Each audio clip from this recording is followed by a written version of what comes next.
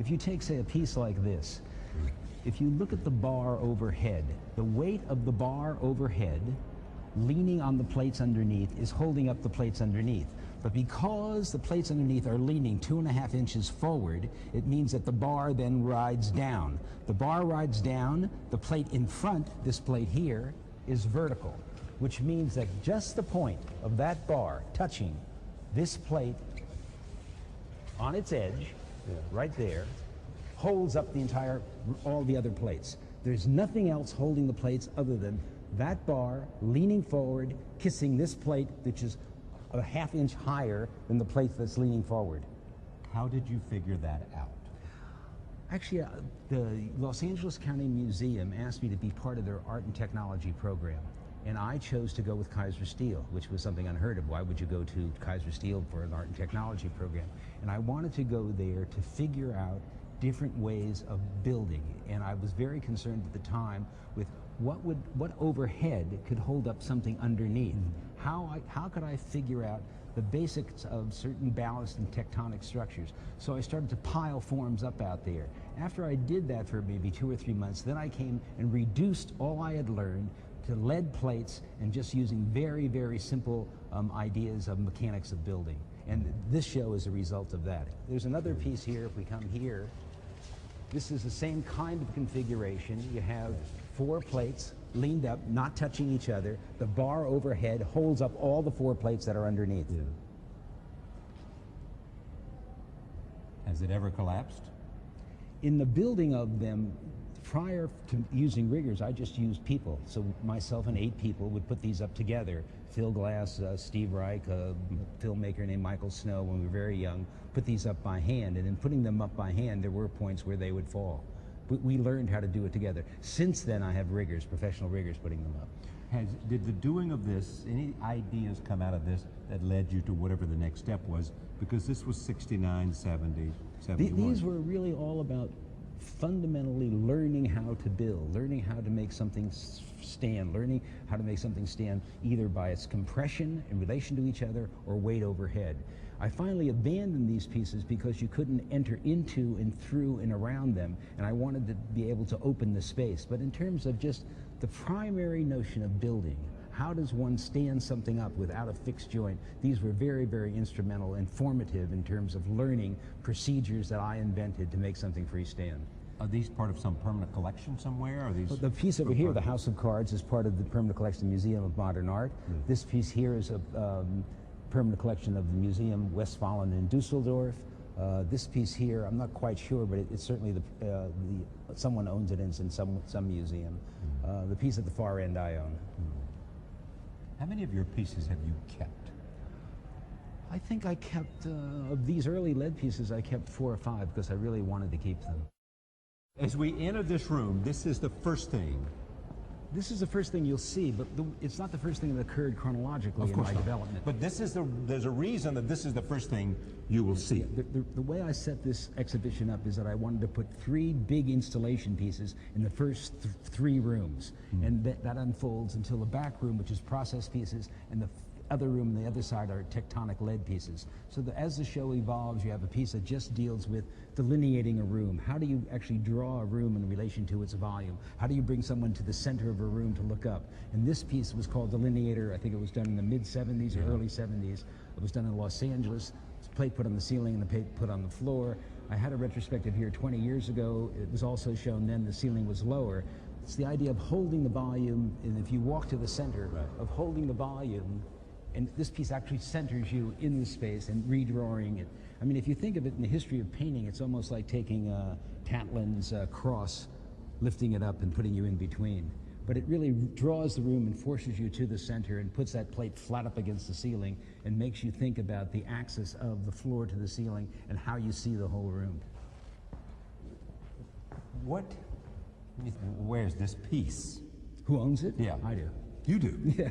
Now, how do you decide what it is you keep for yourself?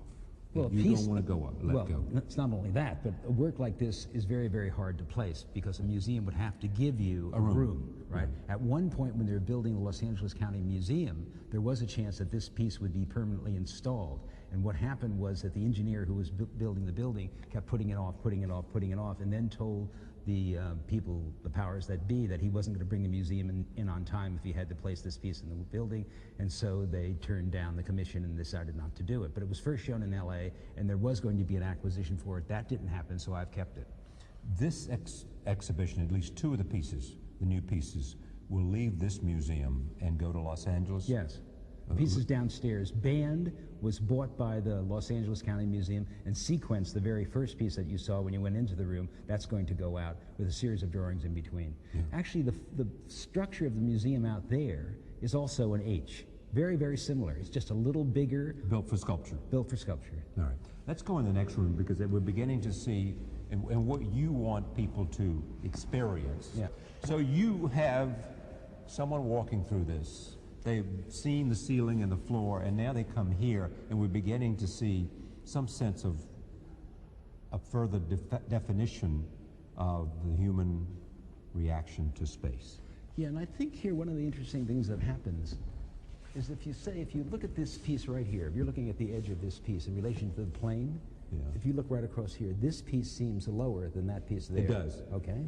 Then you walk around.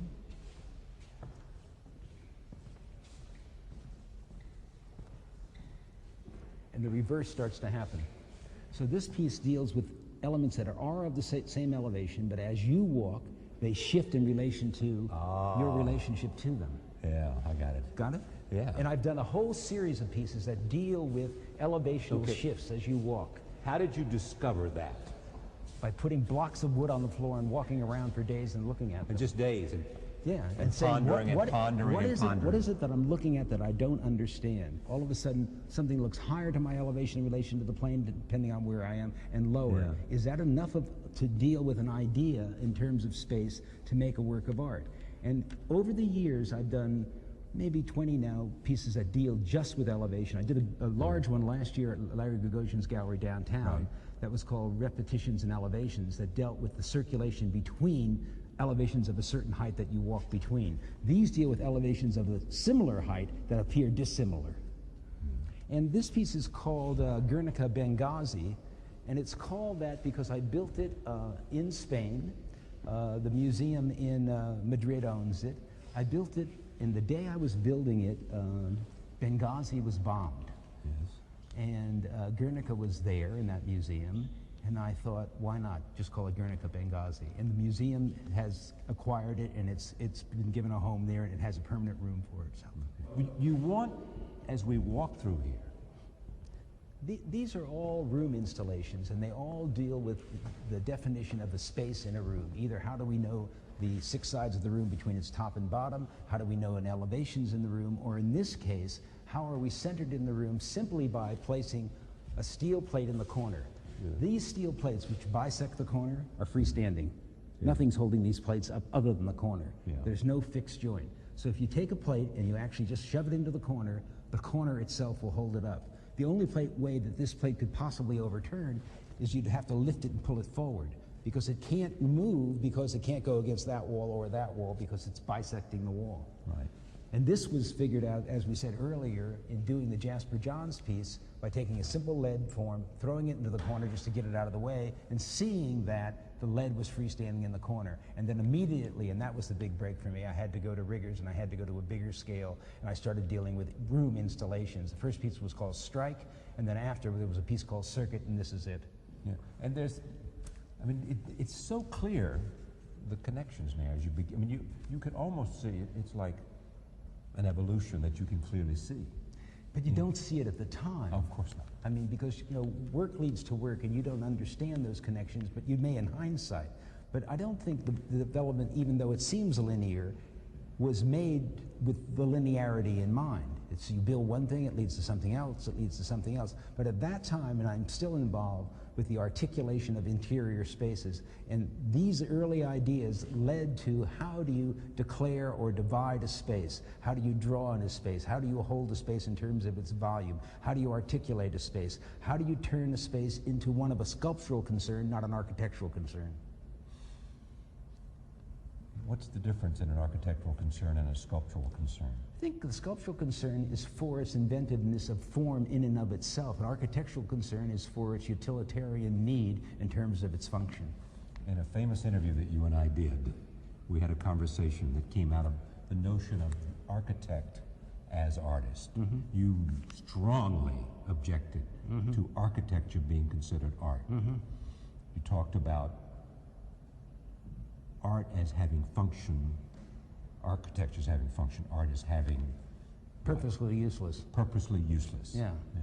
That doesn't mean it doesn't have a function in terms of having a motive or experiential readout. It doesn't mean that it doesn't have a function in other ways, but it has no utilitarian function. In and of itself, it's useless in terms of the utility. In terms of function, in terms of our need, in terms of expression and emotion and experience, it has a function, but it doesn't have a purposeful function like architecture. This is a section of cone, large radius down, leaning toward you. This is the same section of a cone, only now that is inverted, so the smaller section is down, so it's leaning away. Yeah. So here the radius is changing. In all those other forms, the toruses and the spheres, the radius stays the same. Here, this is a very early section piece dealing with conical sections. This was 91, 92? Late 80s, Okay. 92, I think that's right, Right, 92. right. But this was a big breakthrough piece also for me because it really involved people passing into and through the two flanking sections and the interior using one module. Every plate here is exactly the same, and they're all conical sections. We're here, and you can see all the things that we've been talking about. We go from here to the new pieces, sequence. Yeah. You know, and we'll sit down and have a conversation there. But I mean, it just seems so direct a link between this and what's happening, yet remarkable kind of evolution at the same time. Well, there was a big breakthrough with the torqued ellipses, but this kind of set the stage for that breakthrough. This finally is this book you put together here, and I want to show the audience at home this before we leave. This is the book that is about this, called Richard Serras Sculpture, 40 Years. There is a picture inside. I don't know if that's one of you. Those are the people who are These are the people setting who it up. help me fabricate it. This is in the steel mill. All right. But this is a piece on the second floor. So this full is in sequence. Germany, in the steel mill, Yes. where they're fabricating it. Yeah, All right. this was the first time we've ever seen the piece, actually. Okay. And now it's on the second floor, and it's the first piece you enter to the right as you go in. All right, so we'll now go take a look at sequence. Yeah, let's go look at the whole second floor.